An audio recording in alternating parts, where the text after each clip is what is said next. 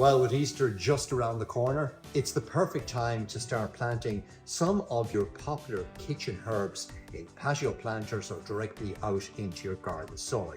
But to be successful, here are some of my key tips. Place them in a south-facing sunny aspect. They are Mediterranean plants. They like to be in south-facing or west-facing aspect. Secondly, if they're in containers, make sure that you change the containers periodically.